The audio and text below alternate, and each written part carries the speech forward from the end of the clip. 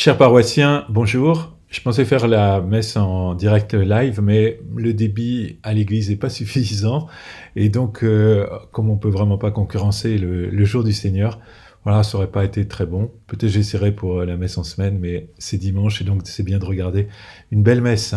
Pour autant, j'ai préparé quelques petites choses sur l'évangile de ce jour que je vous propose dans ce qui vient là maintenant. Bonne journée. Évangile de Jésus-Christ selon saint Jean. En ce temps-là, en sortant du temple, Jésus vit sur son passage un homme aveugle de naissance. Ses disciples l'interrogèrent. « Rabbi, qui a péché, lui ou ses parents, pour qu'il soit né aveugle ?» Jésus répondit. « Ni lui ni ses parents n'ont péché, mais c'était pour que les œuvres de Dieu se manifestent en lui. Il nous faut travailler aux œuvres de celui qui m'a envoyé, tant qu'il fait jour. La nuit vient où personne ne pourra plus y travailler. Aussi longtemps que je suis dans le monde, je suis la lumière du monde. » Cela dit, il cracha à terre, et avec la salive, il fit de la boue. Puis, il appliqua la boue sur les yeux de l'aveugle, et lui dit « Va te laver à la piscine de Siloé », ce nom se traduit « envoyé ». L'aveugle y alla donc, et il se lava. Quand il revint, il voyait. Ses voisins et ceux qui l'avaient observé auparavant, car il était mendiant, dirent alors « N'est-ce pas celui qui se tenait là pour mendier ?» Les uns disaient « C'est lui ». Les autres disaient « Pas du tout, c'est quelqu'un qui lui ressemble ». Mais lui disait « C'est bien moi ». Et on lui demandait « Alors comment tes yeux se sont-ils ouverts ?» Il répondit « L'homme qu'on appelle Jésus a fait de la boue, il me l'a appliqué sur les yeux, et il m'a dit « Va à Siloé et lave-toi. » J'y suis donc allé, et je me suis lavé. Alors j'ai vu. Ils lui dirent « Et lui, où est-il » Il répondit « Je ne sais pas. » On l'amène aux pharisiens, lui, l'ancien aveugle. Or c'était un jour de sabbat que Jésus avait fait de la boue et lui avait ouvert les yeux.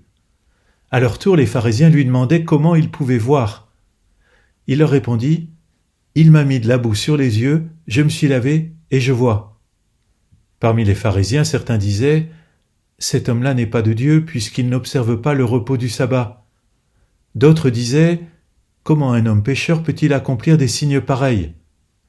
Ainsi donc ils étaient divisés. Alors il s'adresse de nouveau à l'aveugle.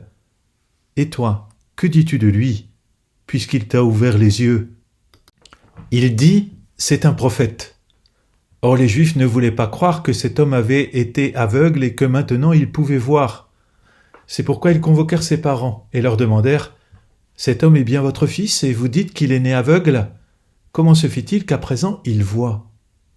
Les parents répondirent « Nous savons bien que c'est notre fils et qu'il est né aveugle. Mais comment peut-il voir maintenant? Nous ne le savons pas. Et qui lui a ouvert les yeux? Nous ne le savons pas non plus. Interrogez-le. Il est assez grand pour s'expliquer. » Ses parents parlaient ainsi parce qu'ils avaient peur des Juifs. En effet, ceux-ci s'étaient déjà mis d'accord pour exclure de leurs assemblées tous ceux qui déclareraient publiquement que Jésus est le Christ. Voilà pourquoi les parents avaient dit « Il est assez grand, interrogez-le. » Pour la seconde fois, les pharisiens convoquèrent l'homme qui avait été aveugle, et ils lui dirent « Rends gloire à Dieu. Nous savons, nous, que cet homme est un pécheur. » Il répondit « Est-ce un pécheur? Je n'en sais rien. Mais il y a une chose que je sais, j'étais aveugle, et à présent, je vois. » Ils lui dirent alors « Comment a-t-il fait pour t'ouvrir les yeux ?» Il leur répondit « Je vous l'ai déjà dit, et vous n'avez pas écouté. Pourquoi voulez-vous m'entendre encore une fois ? Serait-ce que vous voulez, vous aussi, devenir ses disciples ?» Ils se mirent à l'injurier. « C'est toi qui es son disciple. Nous, c'est de Moïse que nous sommes les disciples. Nous savons que Dieu a parlé à Moïse. Mais celui-là, nous ne savons pas d'où il est. » L'homme leur répondit « Voilà bien ce qui est étonnant. Vous ne savez pas d'où il est, et pourtant il m'a ouvert les yeux. Dieu, nous le savons, n'exauce pas les pécheurs. Mais si quelqu'un l'honore et fait sa volonté, il exauce. Jamais encore on n'avait entendu dire que quelqu'un ait ouvert les yeux à un aveugle de naissance. Si lui n'était pas de Dieu, il ne pourrait rien faire. Ils répliquèrent, « Tu es tout entier dans le péché depuis ta naissance et tu nous fais la leçon ?» Et ils le jetèrent dehors. Jésus apprit qu'ils l'avaient jeté dehors. Il le retrouva et lui dit, « Crois-tu au Fils de l'homme » Il répondit, « Et qui est-il, Seigneur, pour que je croie en lui » Jésus lui dit, « Tu le vois, et c'est lui qui te parle. » Il dit, « Je crois, Seigneur. » Et il se prosterna devant lui. Jésus dit alors, « Je suis venu en ce monde pour rendre un jugement, que ceux qui ne voient pas puissent voir, et que ceux qui voient deviennent aveugles. » Parmi les pharisiens, ceux qui étaient avec lui entendirent ces paroles et lui dirent, « Serions-nous aveugles, nous aussi ?» Jésus leur répondit, « Si vous étiez aveugles, vous n'auriez pas de péché. Mais du moment que vous dites « nous voyons », votre péché demeure. » Acclamons la parole de Dieu. Louange à toi, Seigneur Jésus.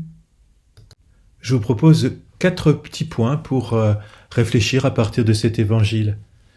Le premier, c'est que il faut se mettre dans la peau d'un aveugle, de quelqu'un donc qui a besoin d'être aidé. On pourrait dire malheureux les autosuffisants. Se mettre dans la peau de quelqu'un qui a besoin d'être aidé.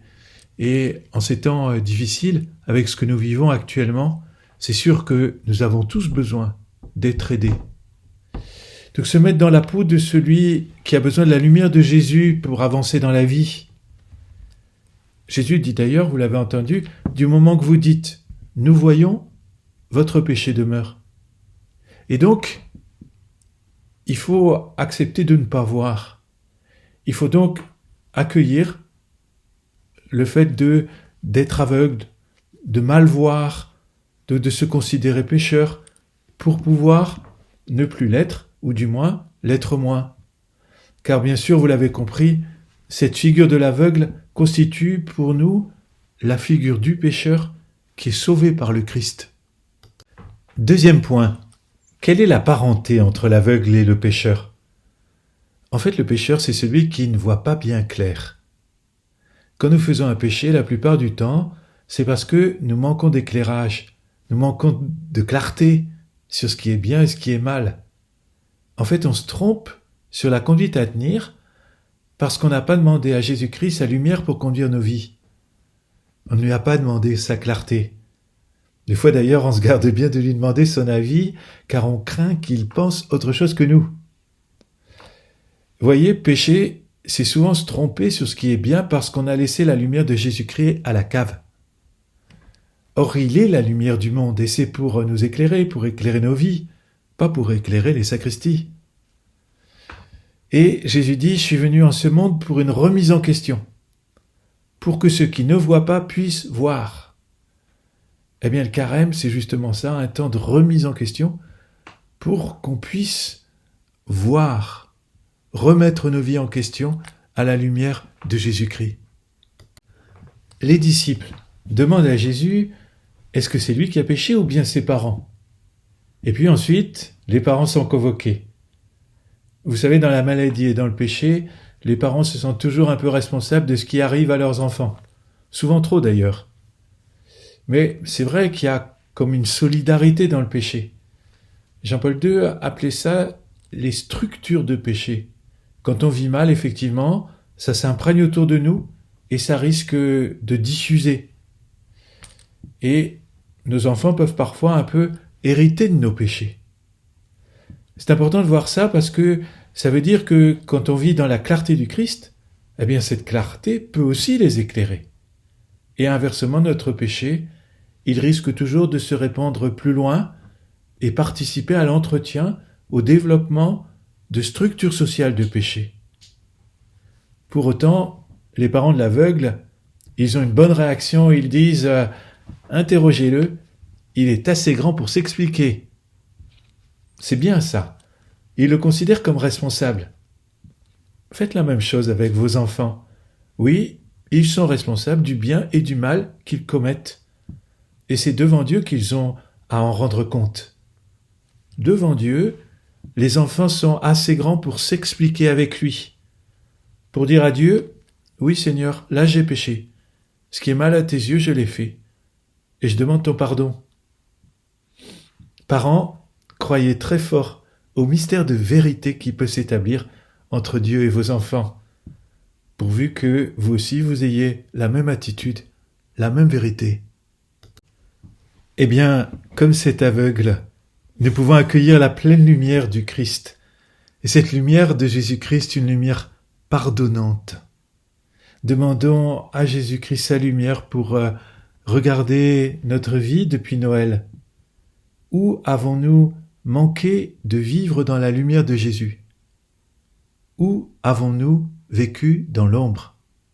C'est ça la remise en question, c'est ça la préparation pénitentielle de notre carême, de regarder humblement, simplement, tout ça, et demander au Seigneur de nous ouvrir les yeux.